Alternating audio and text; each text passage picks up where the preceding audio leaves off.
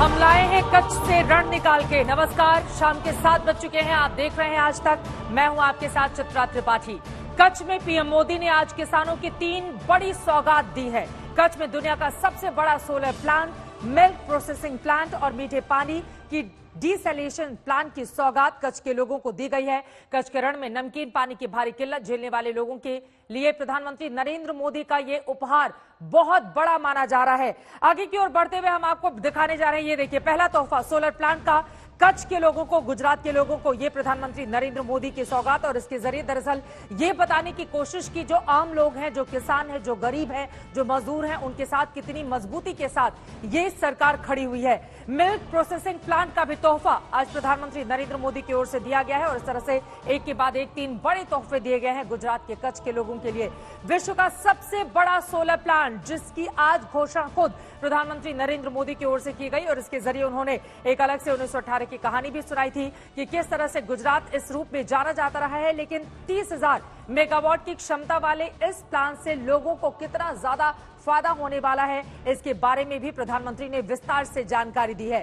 Singapore, Bahrain से बड़ा होगा ये सोलर प्लांट और इसके जरिए गुजरात होगा जगमग, जिसके बारे में बताते हुए आज नरेंद्र मोदी गुजरात के कच्छ में पहुंचकर नजर आए।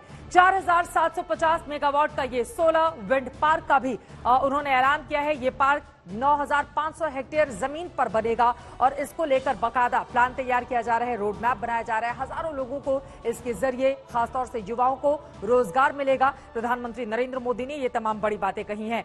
तो गुजरात दौरे के दौरान आज की वो बड़ी बातें कौन सी रही वो तो हमने आपको बता दी है, लेकिन पीएम मोदी गुजरात के कच्छ में है। वही कच्छ जिसकी पहचान कभी भूकंप और नमक से भरी बंजर धरती के तौर पर होती थी, लेकिन उस कच्छ का अब कायाकल्प हो चला है। कच्छ की ये नई नवेली सूरत पीएम मोदी ने आज दुनिया को दिखाई। प्रधानमंत्री नरेंद्र मोदी ने आज दुनिया के सबसे बड़े सोलर प्लांट की सौगात कच्छ को दी है और इसके अलावा यहां के किसानों और पशुपालकों के लिए कई आधुनिक परियोजनाओं का भी उनकी ओर से आगाज किया गया। कच्छ की ये धरती से पीएम मोदी ने देश के किसानों को भी बड़ा संदेश दिया है। कृषि कानून के खिलाफ जारी आंदोलन पर पीएम ने किसानों को भरोसा दिया है कि उनकी हर शंका का समाधान करने को सरकार तैयार है। साथ में यह अपील भी की कि किसान अपने कंधों पर विपक्षियों को सियासी बंदूक न रखने दे। यानी कच्छ के रण से प्रधानमंत्री ने किसानों के लिए सुधार और विकास के रण का शंखनाद कर दिया।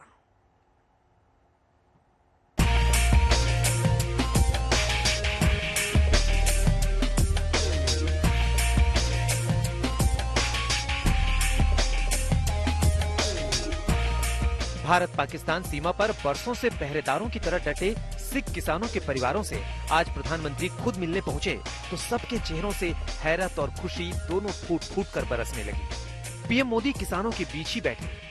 गांव की चौपाल की तरह माहौल में सबने प्रधानमंत्री से अपने सुख दुख बांटे, कुछ मांगे, कुछ जरूरतें भी सामने रखी और पीएम की ओर से एक्शन का भरोसा भी मिला। आप लोगों की क्या बिल को लेकर कुछ बातचीत हुई? नहीं हुई, सिर्फ लखपत गुरुद्वारे को लेकर बातचीत हुई। हम आए गुरुद्वारे के लिए ही है। क्या आप लोगों की क्या बात थी? गुरुद्वारा नया बनाने का था और कुछ नहीं। अच्छा, तो कहीं किसान बिल को लेकर जिस तरीके से आंदोलन चल रहा है उसको लेकर कुछ बात नहीं। कच्छ के किसानों से मुलाकात के बाद पीएम ने कच्छ के ही मंच से देश भर के किसानों के सामने भी अपनी बात रखी। हाल में हुए कृषि सुधारों की मांग बरसों से की जा रही थी। अनेक किसान संगठन भी पहले ही मांग करते थे कि अनाज को कहीं पर भी बेचने का विकल्प दिया जाए, कि उनकी हर शंका के समाधान के लिए सरकार 24 घंटे तैयार है। किसानों का हित पहले दिन से हमारी सरकार की सर्वोच्च प्राथमिकताओं में से एक रहा है। जो भ्रम फैलाने वाले लोग हैं, जो राजनीति करने पर तुले हुए लोग हैं, जो किसानों के कंधे पर बंदूकें फोड़ रहे हैं,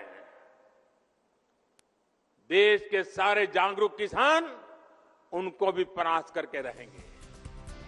ऐसे वक्त में जब कृषि कानून के विरोध में पंजाब और हरियाणा के हजारों किसान दिल्ली के बाहर डेरा डाले बैठे हैं, कच्छ के सिख किसानों से खुशनुमा माहौल में मुलाकात के जरिए पीएम ने जता दिया कि सरकारी मशीनरी का किसी भी तबके के साथ ना कोई पूर्वाग्रह है, ना ही कोई हट है। गुजरात के पश्चिमी छोर पर बसे इन सिख किसानों से मुलाकात के जरिए पीएम ने ये संदेश भी दिया। कच्छ में करीब 5000 सिख परिवार हैं। इनकी बसहाट कच्छ के लखपत इलाके में है। लखपत गुरुद्वारे के जीर्णोद्धार की इनकी पुरानी मांग है। सिख किसानों के मुताबिक गुरुद्वारे के लिए पीएम से भरोसा मिला है।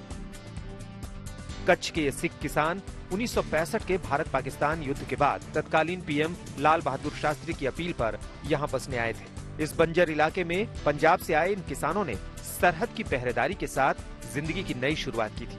मोदी सरकार को भी आज की इस मुलाकात के जरिए पंजाब हरियाणा के किसानों के साथ संबंधों की एक नई शुरुआत की उम्मीद है। कच्छ में प्रधानमंत्री सिख किसानों को मिले, लेकिन जब मंच पे गए तो विपक्ष पर निशाना साधते हुए किसानों को साफ साफ शब्दों में एक संदेश भी दे दिया। हालांकि अब देखना बेहद दिलचस्प होगा कि किसान आंदोलन पे प्रधानमंत्री के इस संदेश का कितना असर होता है। कैमरामैन उज्जवल ओझा के साथ गोपी घांगर, कच्छ आज तक। प्रधानमंत्री नरेंद्र मोदी ने कच्छ की उस ताकत की जमकर सराहना की जिसके बल पर भूकंप, बंजर धरती जैसी मुश्किलें, चुनौतियों से ऊपर उठकर आज आत्मनिर्भरता के रास्ते पर ये पूरा का पूरा इलाका आगे की ओर बढ़ चला है। कच्छ के लोगों ने निराशा को आशा में बदला। मैं समझता हूं यही तो माता आशापुरा देवी के आशीर्वाद है। यहां निराशा का नाम नहीं, आशा ही आशा होती है। भूकंप ने भले उनके घर गिरा दिए थे, लेकिन इतना बड़ा भूकंप भी कच्छ के लोगों के मनोबल को नहीं गिरा पाया था। कच्छ ने पूरे देश को दिखाया है कि अपने संसाधनों पर, अपने सामर्थ्य पर भरोसा करते हुए किस तरह आत्मनिर्भरता की तरफ बढ़ा जा सकता है। बन्नी भैंस, एक दिन में ये भैंस औसतन करीब करीब 15 लीटर दूध देती है और इससे सालाना कमाई 2 से 3 लाख रुपए तक की होती है। एक बन्नी भैंस 5 लाख रुपए से भी ज्यादा में बिकी है। देश के और लोग सुनते होंगे, उनको आश्चर्य होगा, बन्नी की भैंस 5 लाख रुपया, यानी जितने में 2 छोटी कार खरीदें इतने में बन्नी की एक भैंस मिलती है। तो कच्छ ने किस तरह का हौसला दिखाया और उसके जरिए पूरा देश और खासतौर से किसान कैसे आगे बढ़ सकते हैं, इसका जिक्र प्रधानमंत्री नरेंद्र मोदी आज अपने भाषण के जरिए करते हुए नजर आए। और ये बार बार भरोसा दिलाने की किसानों को कोशिश कि दरअसल आपकी बेहतरी के लिए ही ये तीनों कृषि कानून सामने आए हैं। आपको बता दें, किसानों के मुद्दे पर ही कुछ देर पहले मैंने केंद्रीय वित्त राज्य मंत्री अनुराग ठाकुर से बातचीत की है। सुनिए उनकी ओर से किसानों को लेकर क्या जवाब मिला। अनुराग जी, बहुत स्वागत है आपका आज तक पर। और मेरा पहला सवाल आपसे यही है, विपक्ष लगातार अगर किसानों को भड़काने का काम कर रहा है तो सरकार जो समझाने बुझाने का प्रयास कर रही है उसमें कितनी सफलता आप लोगों को मिल पाई है अब तक, क्योंकि आज 20वां दिन है किसान आंदोलन का दिल्ली बॉर्डर पर। जो हमारे किसानों को भ्रमित करने का प्रयास किया जा रहा है, सच्चाई चित्रा जी ये है कि इस महामारी के समय भी रबी और खरीफ की क्रॉप की खरीदारी रिकॉर्ड की गई है तो नरेंद्र मोदी जी की सरकार ने की। आप पिछले 5 वर्षों की तुलना कीजिए, हमने 2014 से 19 तक 8 लाख करोड़ रुपया एमएसपी खरीद पर खर्च किया। यूपीए सरकार ने मात्र 3,75,000 करोड़ रुपया 2009 से 14 तक खर्च किया था, यानी कि दुगने से ज्यादा पैसा हमने खर्च किया। और दाम कितने बढ़े? दाम गेहूं और धान के 40% बढ़े, दलहन तिलहन के 60-65% बढ़े। वहीं पर खरीद जो है वो गेहूं की 73% बढ़ी तो धान की 114% बढ़ी, यानी कि कुल क्वांटिटी भी बढ़ी और उसकी वैल्यू भी उसको ज्यादा दी गई, दाम भी ज्यादा दिए गए। ये हमने किया है। अन्नदाता को ऊर्जादाता भी बनाने का हमने प्रयास किया। हमारे लगातार प्रयास है कि किसान को केवल एक जगह तक बांध के न रखा जाए। अगर देश का कोई भी व्यापारी, कोई भी बिजनेसमैन हो अपने माल को देश के किसी स्थान पर बेच सकता है, तो देश के किसान को आजादी क्यों नहीं थी? किसान को सच्ची आजादी मिली है तो अब मिली है जब वो देश के किसी व्यक्ति को किसी भी दाम पर और किसी भी स्थान पर अब अपनी फसल बेच सकता है। तो समाधान तो जल्द से जल्द निकालना होगा ना। अगर एक तरफ नुकसान है, दूसरी तरफ जाड़े में बारिश भी हो रही है, किसान वहां पर डटे हुए हैं, उनको भी परेशानी हो रही है, तो समझा पाने में अब तक कामयाब आप लोग क्यों नहीं हो पाए हैं? जब पार्लियामेंट सेशन चल रहा था तो माननीय कृषि मंत्री जी ने सदन में कहा कि एमएसपी था, एमएसपी है और एमएसपी रहेगा। यहां तक कि हमारी सरकार के समय हमने एमएसपी के इस कृषि बिलों के संशोधन के बाद हमने एमएसपी के दाम भी बढ़ाए। अगर हमने एमएसपी खत्म ही करना होता तो दाम क्यों बढ़ाते? दूसरा, एमएसपी की खरीद भी बढ़ाई। उस सेशन के बाद हमने किसानों के साथ पिछले 20 दिनों में लगातार चर्चा की। हमारे गृह मंत्री, रक्षा मंत्री, कृषि मंत्री, रेलवे मंत्री, कॉमर्स मिनिस्टर, बड़े बड़े नेताओं ने उनसे बात की है और लोकतंत्र में बातचीत के माध्यम से रास्ते निकलते हैं। और मुझे पूर्ण विश्वास है जब नरेंद्र मोदी जैसा व्यक्ति जो देश को आगे बढ़ाने का काम कर रहे हैं, किसानों की आय को दुगना करने का प्रयास कर रहे हैं, तो जो लोग किसानों के कंधे पर बंदूक रख के चलाना चाहते हैं वो परास्त भी होंगे और किसानों को सच्चाई भी पता चलेगी कि सही मायने में ये बिल किसानों के जीवन में एक बड़ा बदलाव लाने के लिए है। जो कहा जाता है कि मंडी हटेगी, मंडी नहीं हटेगी, ये राज्यों को तय करना है। टुकड़े टुकड़े गैंग को लेकर अकाली दल के अध्यक्ष सुखबीर सिंह बादल ने बीजेपी पर जोरदार हमला करते हुए कहा है कि असली टुकड़े टुकड़े गैंग बीजेपी है। एक बार उनको सुन लेते हैं, इस पर फिर फौरन आपकी प्रतिक्रिया लूंगी। सुनिए। ਤੇ ਅਫਸੋਸ ਇਸ ਗੱਲ ਦਾ ਹੈ ਕਿ ਹੁਣ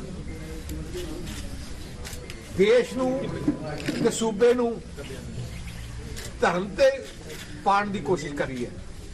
ਜਿਹੜਾ ਆ ਕਹਿੰਦੇ ਆ ਟੁਕੜੇ ਟੁਕੜੇ ਗੈਂਗ, ਜਿਹਨੂੰ ਵੀ ਜਿਹੜਾ ਉਹਨਾਂ ਦੀ ਸਰਕਾਰ ਦੇ ਹੱਕ 'ਚ ਹੁੰਦਾ ਹੈ ਉਹਨੂੰ ਤਾਂ ਕਹਿੰਦੇ ਕਿ ਆ ਦੇਸ਼ ਭਗਤ ਹੈ, ਜਿਹੜਾ ਸਰਕਾਰ ਦੇ ਹੱਕ 'ਚ ਨਹੀਂ ਹੁੰਦਾ ਉਹਨੂੰ ਕਹਿੰਦੇ ਆ ਟੁਕੜੇ ਟੁਕੜੇ ਗੈਂਗ। ਸਹੀ ਮੈਨੇ ਤੇ असली टुकड़े टुकड़े गैंग बीजेपी है। देखिए, सुखबीर जी अपनी पार्टी को बचा लें, जिनकी अपनी पार्टी के टुकड़े टुकड़े हो रहे हैं। किसान मानता कौन है जमीन पर? बड़ी बात तो ये है। आप एक पंजाब की रिपोर्ट लीजिए, इनको किसान कौन मानता है? पहली बात ये। और दूसरी बात मैं कर दूं स्पष्ट करके कि अकाली दल मात्र 2 सीटें जीतकर भी भारतीय जनता पार्टी की एनडीए की सरकार में कैबिनेट मंत्री बने रहे। अगर तब इनको कष्ट था तो तब बात करते। इस पर मैं ज्यादा टिप्पणी नहीं करूंगा। मुझे लगता है सुखबीर जी थोड़ा सा अंदर झांक लें, उससे उनको ज्ञान प्राप्त हो जाएगा। ये मोदी जी से टिप्पणी अब गठबंधन धर्म को निभाते हैं, उसको आगे लेकर एक बहुत छोटा सा जवाब इस पर कैसे समझाएंगे किसानों को? इस पर यही कहूंगा, बातचीत जारी रहेगी, समस्या का समाधान होगा, किसानों की आमदन दुगनी होगी, क्योंकि स्वामीनाथन कमेटी की रिपोर्ट को भी केवल भारतीय जनता पार्टी ने ही लागू किया, मोदी जी ने ही लागू किया और कोई आज तक नहीं कर पाया। तो बार बार सरकार की ओर से मंत्री सामने आकर किसानों को समझाने की कोशिश कर रहे हैं, लेकिन आपको बताते चले बड़ी खबर इस वक्त की, दिल्ली बॉर्डर पर आंदोलन कर रहे किसान नेताओं की ओर से जवाब सामने आया है। उनका कहना है कि सरकार सिर्फ उनकी बातों को घुमा रही है, वो सही जवाब नहीं दे रही है। आपको बता दें, सरकार समाधान की दिशा में आगे बढ़ने के लिए एक प्रस्ताव किसानों के सामने लेकर गई थी, लेकिन अब उन प्रस्तावों को खारिज कर दिया है किसानों ने और ये कहा है कि सरकार कि ये जो अपील है उसको हम नहीं मानेंगे, कानून रद्द होने से कम पर समझौता नहीं करेंगे। कि हमने उनकी प्रपोजल, जो उन्होंने अमेंडमेंट्स की प्रपोजल दी थी, वो इसी पे ही रद्द की थी कि हम अमेंडमेंट नहीं चाहते। सरकार ने हमारे से बातचीत करनी है तो इससे हटकर प्रपोजल को छोड़े, इसको रद्द करने की बात करे, तो हम किसान ये समझते हैं वर्ल्ड में बड़ी बड़ी लड़ाई हो जाती है, जंग हो जाती है, हर बार नेगोशिएशन से मसला हल होता है। नेगोशिएशन से किसान कभी नहीं भागता। उनकी हर बैठक में जाने के लिए कि किसान तैयार है, ऐसी कोई बात नहीं है। लेकिन मेन बात यह है कि सरकार किसानों की बात, किसानों की मांग मानने के लिए तैयार तो हो। किसान की बात सरकार को माने, बार बार किसानों की ओर से यही कहा जा रहा है। तीनों कानून रद्द होने से कम पर कुछ भी मंजूर नहीं है। लेकिन आज कृषि मंत्री नरेंद्र सिंह तोमर की ओर से किसानों को एक बार फिर से कैसे समझाने बुझाने की कोशिश की गई और ये बताने की कोशिश की गई कि दरअसल कई ऐसे राज्य हैं जहां के किसान सरकार के साथ इस बिल के पक्ष में खड़े हैं। सुनिए। आज भारतीय किसान यूनियन के सभी राष्ट्रीय और प्रादेशिक पदाधिकारी उत्तर प्रदेश से यहाँ आए हुए हैं और उन्होंने इन तीनों कृषि सुधार बिलों का बहुत ताकत से समर्थन किया है और उन्होंने कहा है कि हम बिलों के साथ हैं, सरकार के साथ हैं। कृषि में ऐसे सुधार बिलों की अपेक्षा लंबे समय से थी, मोदी जी के ये नेतृत्व में पूरी हुई है। कई जगह किसान कुछ भ्रम फैला रहे हैं और इसलिए इन लोगों के मन में भी भ्रम था। जब मैंने विषय को रखा तो उन्होंने कहा कि हम पूरी तरह बिलों का समर्थन यहाँ भी करते हैं और अब जिला स्थान तक जाएंगे और बिलों के बारे में किसानों को बताएंगे। किसी को गुमराह होने की जरूरत नहीं। कृषि मंत्री नरेंद्र सिंह तोमर को आप सुन रहे थे। उधर मध्य प्रदेश के सीएम शिवराज सिंह चौहान ने आज किसानों से मुलाकात की है। भोपाल में किसान सम्मेलन में उनकी ओर से क्या कुछ कहा गया है, सुनिए। और ये सुन लो मेरे बहनों और भाइयों, मंडी बंद नहीं होगी। शिवराज सिंह चौहान कह रहा है मध्य प्रदेश की धरती पर और देश में कहीं भी मंडी बंद नहीं होगी। मंडी चलती रहेगी और बढ़िया मंडी बनाएंगे, सारी सुविधाएं देंगे। किसान की मर्जी, मंडी में बेचना तो मंडी में बेचे और मंडी के बाहर बेचना हो तो बाहर बेचे।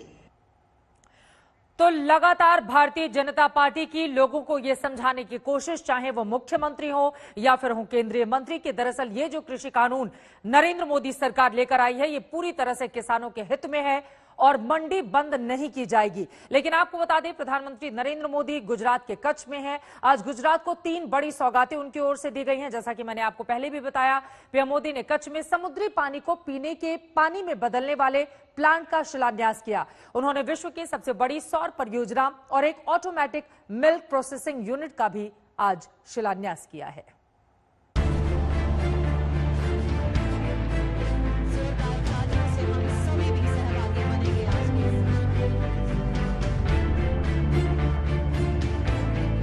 प्रधानमंत्री नरेंद्र मोदी ने ये नई सौगात दी है कच्छ को। प्रधानमंत्री नरेंद्र मोदी ने गुजरात को 3 तोहफे दिए। पहला तोहफा रिन्यूएबल सोलर प्लांट, दूसरा तोहफा डिसेलिनेशन प्लांट,